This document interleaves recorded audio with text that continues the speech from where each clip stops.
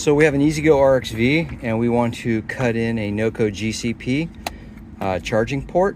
And so what I'm going to show you here is we can actually disassemble the back of it by taking the Phillips screws out, remove the wire, and then you can see I'm actually shaving by using a multi-tool.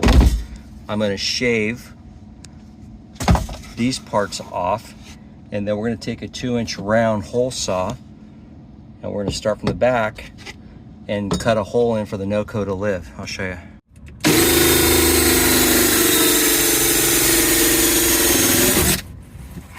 There we go. Okay. So you can see we got the NOCO put in with the 3 screws. This is the rain cover. And so again, backing up, we're using the RXV factory plate as a back plate for support. And then you can see the back of the NOCO, which you won't see.